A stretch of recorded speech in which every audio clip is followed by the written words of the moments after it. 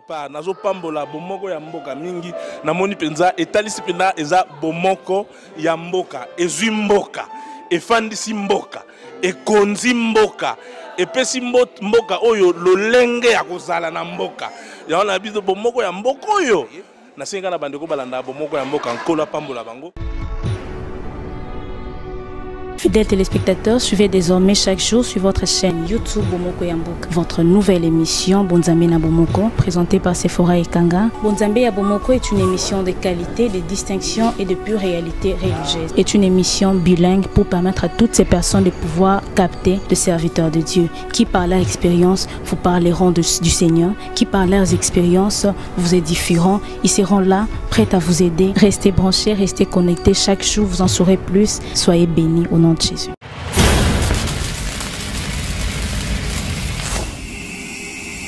Mais bon, je peux dire ça va faire 2 ans et demi. Moi, autrefois, je ne priais pas la compassion. J'étais dans une église de la place à Kinshasa. C'est alors j'allais à cette église-là, mais en réalité, je n'étais pas un chrétien. Donc, ma rencontre avec le pasteur Eli était vraiment bénéfique, parce que je rencontrais effectivement le Jésus-Christ de Nazareth et je l'ai reçu comme mon Seigneur et Sauveur. Donc ça va faire 2 ans et demi. Ce que j'ai retenu, c'est d'abord son sens de leadership. C'est vraiment un bon père de famille, non seulement pour ses enfants et les membres de sa famille, mais pour nous aussi qui sommes sous sa direction à l'église. En tout cas, c'est quelqu'un qui est compréhensif et c'est quelqu'un de rigoureux dans sa façon de servir Dieu. C'est un homme de Dieu que j'ai découvert lors d'une convention où j'ai été invitée. Pour une première, j'ai découvert la compassion au-delà du pasteur Marcelo à l'imiter. Et je voyais qu'il prêchait sur la puissance de Dieu, si je ne me trompe pas. Eh bien, comme vous l'avez constaté, nous sommes ici dans la commune de Kintambo, à l'église Compassion Extension Kintambo, avec le pasteur Eli Chiswaka. Avec lui, nous allons essayer de parler sur le mystère du Saint-Esprit. Nous allons parler sur la place du Saint-Esprit dans l'église. Restez branchés, restez connectés. Pour na sito yo bomoko ya mboka nazangi maloba oloba mais nazo senti na motema nanga ke eza site moko yo kende musika. Ya on a pamboli visionnaire nango pe na pamboli ba collaborateur nyonso nzamba pesa bino ba makoki place obozai ko suka nzamba mema bino likolo nzamba mema bino vraiment likolo nzamba baksela bino ya mingi ngalo kwa prophète na pamboli.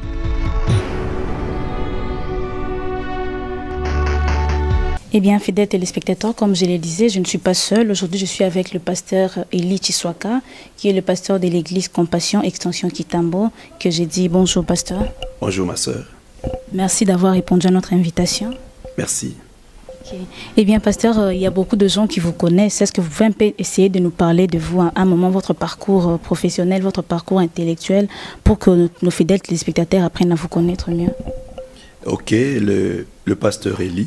Il est fils du pasteur Marcelo Tunasi. Il est le coordonnateur des extensions, de toutes les extensions de l'église La Compassion. Il est théologien de l'université protestante au Congo. C'est là que j'ai fait ma théologie. Je suis marié à une seule femme, sans projet de divorcer.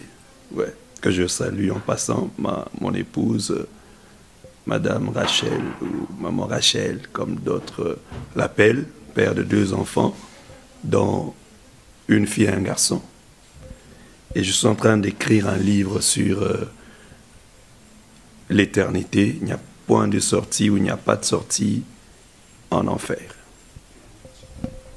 Nous espérons en bénéficier de ces dons et de cette grâce. Au fait, pasteur, vous nous avez dit que ce n'est pas facile. Comment avez-vous reçu l'appel du Seigneur? Ok, j'avais 11 ans. J'avais 11 ans, un jour, je me suis retrouvé à genoux parce que je pouvais entendre la voix du Seigneur m'appelant. J'avais 11 ans, ouais, j'avais 11 ans et j'ai entendu Dieu m'appeler pour le servir. Je me suis mis à genoux dans ma chambre et j'ai dit à Dieu, bon, je suis tout jeune, il faut qu'il attende jusqu'à ce que j'aurai 18 ans Ça fait que quand j'ai eu 16 ans, je pouvais vraiment commencer. Donc quand j'ai eu 16 ans, une fois dans ma chambre encore, je me suis mis à genoux, j'ai reçu Jésus-Christ comme mon Seigneur et Sauveur. Et le jour après, c'était en classe où le préfet est venu me dire, en tant que chef de classe en ce temps-là, que je devrais garder, permettre à ce que je devrais garder la salle pour que les amis ne dérangent pas, parce que le professeur de mathématiques ne devrait pas venir ce jour-là. Et l'Esprit m'a demandé de prêcher en même temps. Je me suis levé, j'ai prêché l'évangile dans ma classe, et les 3/4 d'amis ont reçu Jésus-Christ sur place. C'est un peu comme ça que j'ai commencé avec mon ministère. Je l'ai commencé à l'école, prêchant les amis dans la classe, et je pouvais aller en récréation d'une salle à une autre pour apporter la parole de Dieu dans les salles de classe. C'était facile de faire tout ça? Facile, oui, parce que c'était poussé par le Saint-Esprit. Difficile, oui aussi, parce que le Saint-Esprit étant dans le corps humain, tu vois, il y a la volonté de l'homme, il y a la volonté de Dieu, il y a l'hésitation, il y a la peur de ce que les autres penseraient. Mais le Saint-Esprit nous aidait à le faire, c'est-à-dire le Saint-Esprit nous aidait à surmonter, n'est-ce pas, notre peur, à surmonter ce que les autres penseraient de nous et à aller. On a évangélisé, on a gagné beaucoup d'amis à l'école lorsque nous étions sur le banc de l'école. Et en parlant du Saint-Esprit, vous touchez à pic les sujets. Comment concevez-vous, comment définissez-vous le Saint-Esprit? Le Saint-Esprit. Le Saint-Esprit n'est pas une puissance. Le Saint-Esprit n'est pas une force. Le Saint-Esprit n'est pas de l'huile. Le Saint-Esprit n'est pas la veste. Le Saint-Esprit n'est pas une chose. Hein, le Saint-Esprit, c'est la troisième personne, n'est-ce pas, de la Trinité. Le Saint-Esprit, bref, est Dieu. Le Saint-Esprit est Dieu. Et comment doit-on faire pour exercer les dons spirituels que tout le monde a? Ok. Déjà, j'aimerais donner cette image entre les dons spirituels et les fruits de l'Esprit. Je dis, quelqu'un qui a les dons spirituels est comparable à une personne, n'est-ce pas, qui vend les savons. Ouais, c'est une personne qui vend le savon, mais qui a des habits et des mains sales. C'est une personne qui a le don du Saint-Esprit, mais qui n'a pas les fruits du Saint-Esprit. Donc, le don du Saint-Esprit, c'est comme le mot le dit, c'est un don. C'est un don c'est un don. C'est un don qui est extérieur, quelque chose qu'on nous a donné et dont l'Église en bénéficie. Oui. Pour ceux qui n'ont peut-être pas suivi, vous pouvez faire la différence entre le don spirituel et les fruits de l'esprit? Ok. Le don spirituel, comme je le dis, c'est comme quelqu'un qui a le savon, un vendeur du savon. Il peut, n'est-ce pas, permettre à ce que l'autre qui est sale devienne propre parce qu'il a acheté le savon de sa part, mais cependant, il n'a pas le fruit de l'esprit. Lorsque nous lisons 1 Corinthiens 13, dans 1 Corinthiens 13, on est en train de balancer les dons de l'esprit et les fruits de l'esprit. On est en train de dire, même si vous avez des dons pour déplacer des montagnes, mais si vous n'avez pas de l'amour, donc déjà, vous voyez que l'amour fait partie des fruits de l'esprit, mais cependant, les miracles, les dons des miracles font partie des dons de l'esprit. Donc, lorsqu'on a des dons et que l'on n'a pas de fruits, on finira en enfer. Lorsqu'on n'a pas des dons de l'esprit et que nous avons les fruits de l'esprit, impossible d'aller en enfer. Parce que Dieu est amour et quiconque a de l'amour en lui ressemble à Dieu, donc il ne peut être perdu. Donc si je dois faire la différence, c'est un peu ça. Les dons de l'esprit, c'est comme le savon que nous avons, c'est quelque chose d'extérieur. On peut trouver même un païen exerçant les dons de l'esprit. Mais on ne peut pas trouver un païen avec les fruits de l'esprit. Parce que le fruit vient d'un travail intérieur. Tandis que les dons spirituels, c'est quelque chose d'extérieur qui nous est donné. Je prends l'exemple là. L'ânesse de Balaam. L'ânesse de Balaam pouvait parler de la part de Dieu. On peut dire, elle pouvait prophétiser. C'est-à-dire, c'est un don. Et l'ânesse a parlé de la part de Dieu. Mais cependant, l'ânesse n'avait pas les fruits de l'esprit. Dieu peut parler par par un animal comme l'ânesse, Dieu peut passer par un fou, Dieu peut passer par n'importe qui. Il peut donner un don pour édifier ses enfants. Mais cependant, le fruit de l'esprit, c'est un résultat d'un travail intérieur. Ouais. Voilà, rapidement, nous allons passer par cette question qui a dévolé. Comment et quand recevons-nous le Saint-Esprit? Comment et quand recevons le Saint-Esprit? Déjà, la voie qui nous permet à venir au Seigneur. C'est-à-dire la voie qui nous permet à venir au Seigneur. La voie qui convainc du péché. Jésus a dit, lorsqu'il viendra, il vous convaincra du péché. Il vous convaincra du péché. C'est-à-dire la première étape qu'un chrétien franchit, une personne franchit avec la marche, dans sa marche avec le Seigneur, c'est d'abord, n'est-ce pas, cet appel à la conversion, cet appel à la sainteté, cet appel à la repentance. Quand est-ce que nous entrons en relation avec le Saint-Esprit? C'est déjà le premier jour de notre conversion. Si nous avions reçu le Seigneur comme notre Seigneur et Sauveur, ce jour-là, le Saint-Esprit a commencé avec nous. Oui. Donc, quand, je dirais, dès la conversion. Oui. Comme une source est née en nous, le Saint-Esprit a commencé à petit feu en nous. Déjà, il nous a convaincus et il faudrait que nous allions avec lui très loin. Ouais. D'accord, pasteur. Et quel est le rôle du Saint-Esprit dans la vie d'un chrétien? Le rôle du Saint-Esprit dans la vie d'un chrétien, j'aimerais que nous puissions voir les Écritures pour bien en parler. Donc déjà, lorsque nous voyons dans le livre de Jean, lorsque Jésus promet, il dit, lorsqu'il viendra, on peut le voir, on peut lire Jean 14 à partir du 26e verset. Jésus dit, mais le Consolateur, l'Esprit Saint que le Père enverra en mon nom, vous enseignera toutes choses et vous rappellera tout ce que je vous ai dit. Vous avez entendu que je vous ai dit, je m'en vais et je reviens vers vous. Si vous m'aimiez, vous vous réjouirez de ce que je vais au Père, car le Père est plus grand que moi. Je ne parlerai guère avec vous, car le prince du monde vient et il n'a rien en moi. Donc déjà ici, nous pourrons déjà en sortir quelques éléments sur le rôle du Saint-Esprit. On dit, lorsqu'il viendra, il vous enseignera toutes choses. Donc, le Saint-Esprit enseigne. Il vous enseignera toutes choses. Lorsque le pasteur, lorsque l'enseignant prêche dans l'Église, le Saint-Esprit nous enseigne.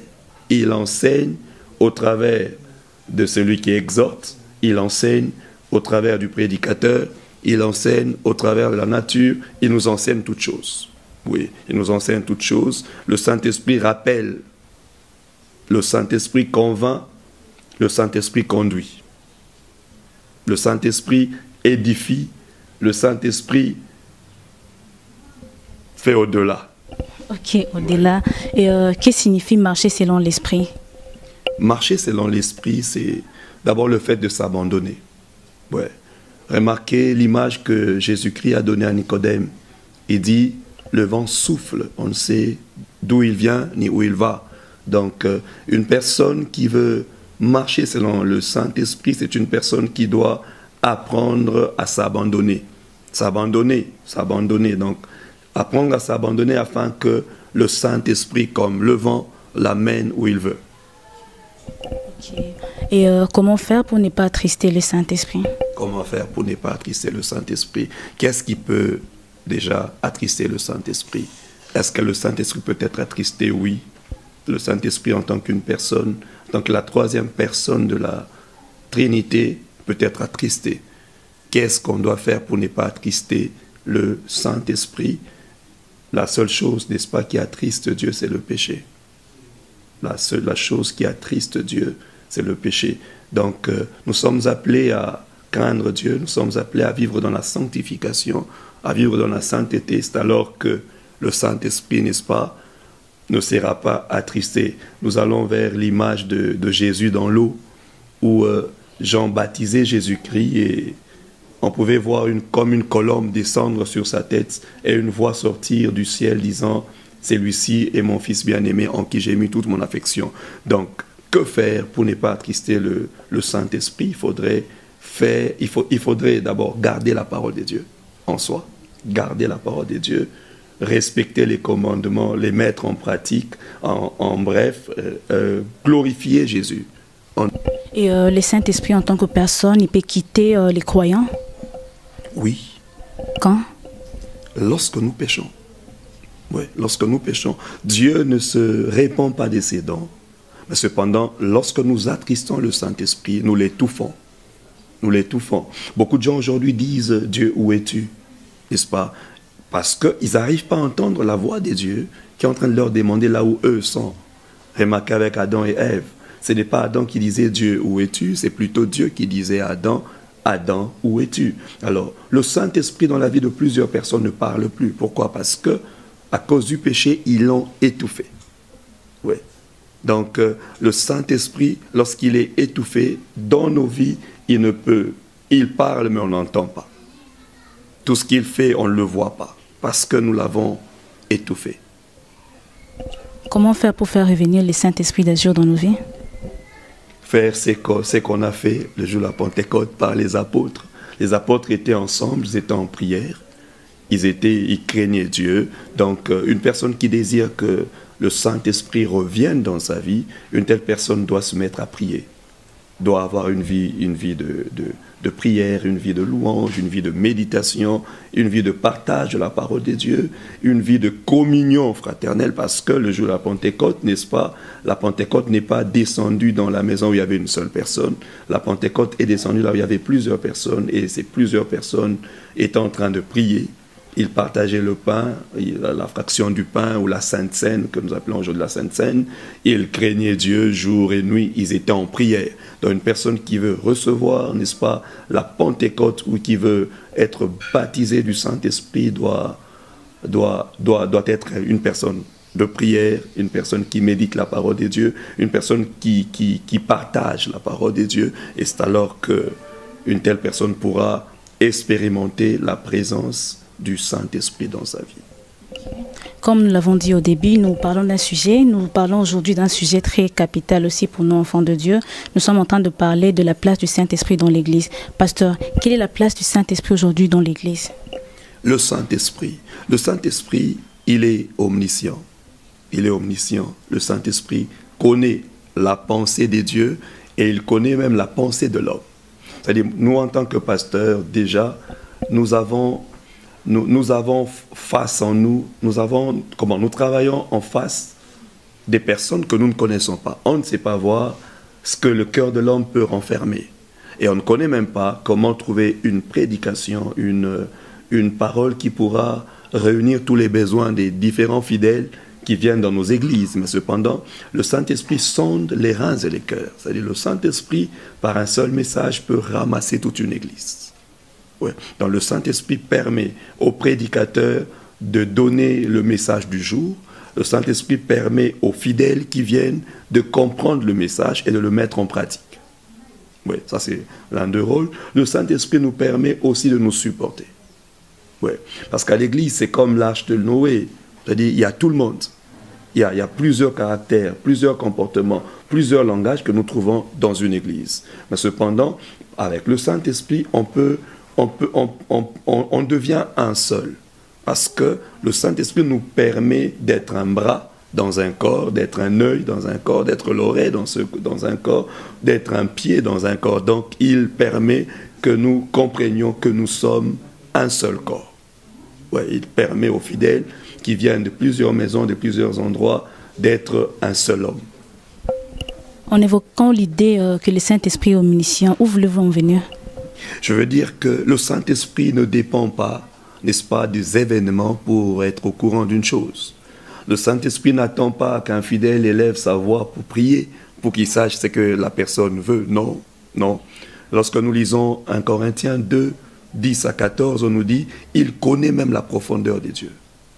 Il sonde les reins et les cœurs. » C'est-à-dire, le Saint-Esprit, rien n'échappe à sa connaissance. Il connaît tout. Il connaît tout. Ouais. C'est-à-dire, un chrétien qui est conscient de la présence du Saint-Esprit marchera dans la crainte de Dieu. Un prédicateur qui est conscient de la de la présence du Saint-Esprit, n'est-ce pas, s'abandonnera au Saint-Esprit pour qu'il reçoive le message du jour, le message qui pourra, n'est-ce pas, édifier tout un chacun dans un culte. Et quel message particulier lancez-vous à toutes ces personnes qui vous suivent de partout dans le monde? Oui, en fait, j'aimerais dire à tout le monde que le Saint-Esprit est venu pour chacun. Le Saint-Esprit est venu pour chacun de nous. Arrêtez de dire que les choses de Dieu sont difficiles. Le Saint-Esprit est venu pour ça. Arrêtez de dire c'est impossible parce que le Saint-Esprit est venu pour ça. Jésus a dit aux disciples, je ne vous laisserai pas orphelins, je vous enverrai un autre moi-même. Arrêtez de vous comporter comme si Dieu était un Dieu lointain. Dieu n'est pas un Dieu lointain. Arrêtez de vous comporter comme si Dieu ne pouvait comprendre votre langage parce que déjà, avant de formuler une phrase, le Saint-Esprit comprend et connaît la chose ou la formule qu'il vous faut, n'est-ce pas, pour parler à Dieu. Donc, bref, il est temps que nous puissions placer notre confiance au Saint-Esprit, parce qu'il est venu pour nous aider, il est venu pour nous convaincre du péché, il est venu pour nous conduire, il est venu pour nous aider, il est venu pour nous amener, n'est-ce pas, à avoir des résultats au-delà de notre entendement. Le Saint-Esprit est là pour toi, le Saint-Esprit est là pour moi. Alors il est temps, n'est-ce pas, de ne pas l'attrister, mais de le recevoir, de l'accepter et de nous abandonner à lui.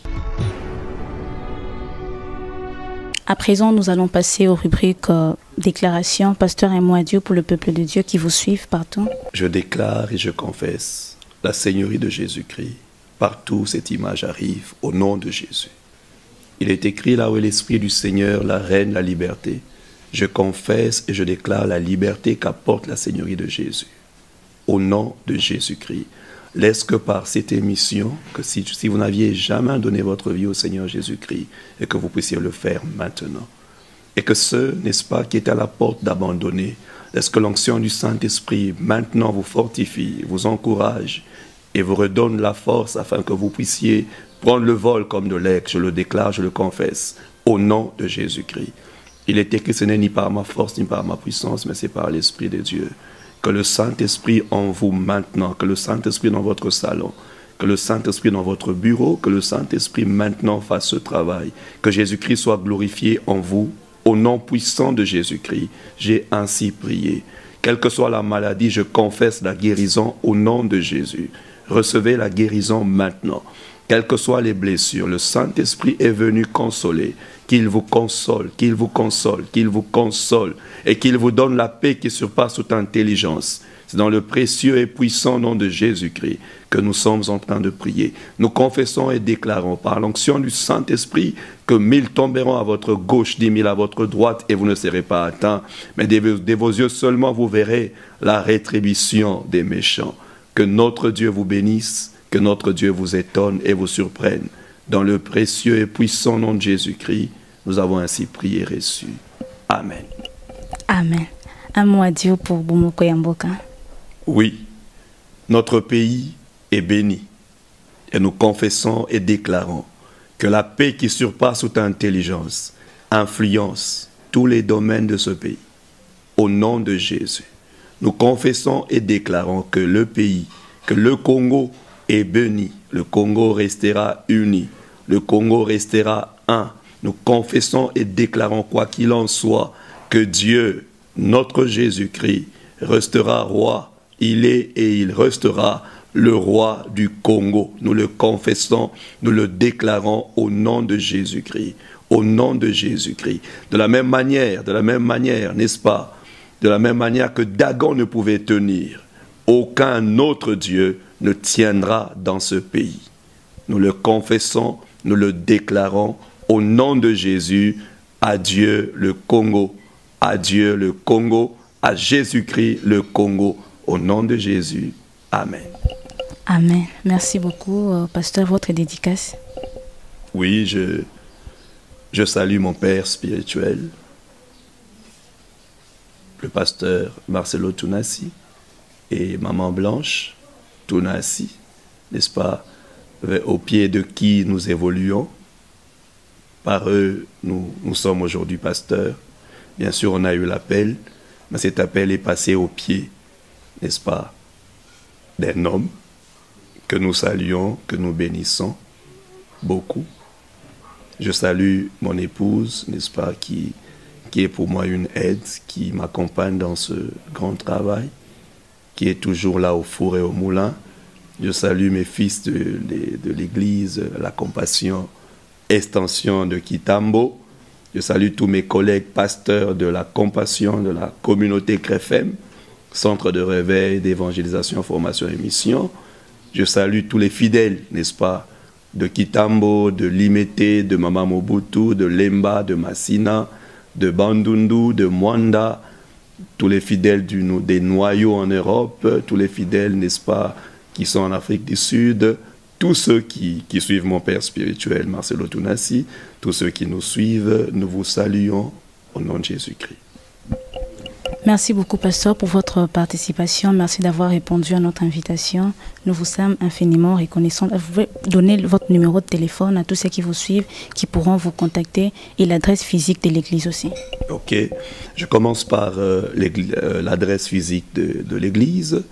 L'église de la Compassion, extension de Kitambo, est sur l'avenue Maniema à Kitambo. Donc, au croisement des avenues Komoriko et Maniema, vous trouverez là notre extension de l'église de la Compassion Kitambo. Comme référence, si vous venez de la gare, vous avez l'école Aurore, vous prenez votre gauche, c'est l'avenue Komoriko, et après la Demiab, vous dépassez une avenue, à votre droite, vous avez l'église La Compassion. Si vous venez de Vélodrome, toujours Komoriko, vous dépassez l'avenue Oyua, vous aurez l'église La Compassion. Notre numéro, c'est le 081 324 56 62. 081 324 56 62. Merci beaucoup, pasteur. C'est pour nous une grande bénédiction et une joie de vous avoir dans ces plateaux. Nous espérons vous revoir encore très prochainement. Merci infiniment. Eh bien, vous l'avez suivi, le pasteur Eli Tshusaka vous a béni, vous a parlé du Saint-Esprit, de la place du Saint-Esprit dans l'Église. Merci de nous avoir suivis. Merci à vous tous. Patrick Momo, mon boss, merci à vous. Sans oublier LG Thomas Peignet, le conseiller spirituel de Bomoko Yamboka, toute la grande famille évangélisation CREFEM, toute la grande famille Compassion de partout dans le monde. Merci beaucoup, merci de nous avoir suivis. Toute la grande famille Worship, merci à vous. Merci beaucoup, Maestro Bruno, merci infiniment.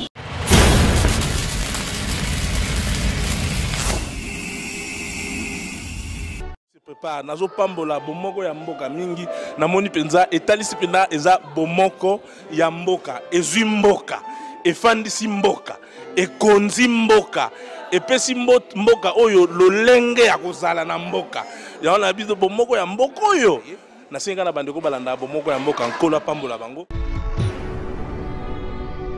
Fidèles téléspectateurs, suivez désormais chaque jour sur votre chaîne YouTube Bomoko Yamboka votre nouvelle émission Bonzambe na Bomoko, présentée par Sephora Ekanga. Bonzambe ya Bomoko est une émission de qualité, de distinction et de pure réalité religieuse. C'est une émission bilingue pour permettre à toutes ces personnes de pouvoir capter les serviteurs de Dieu, qui par leur expérience vous parleront du Seigneur, qui par leurs expériences vous édifieront. Ils seront là, prêts à vous aider. Restez branchés, restez connectés. Chaque jour, vous en saurez plus. Soyez bénis au nom de Jésus.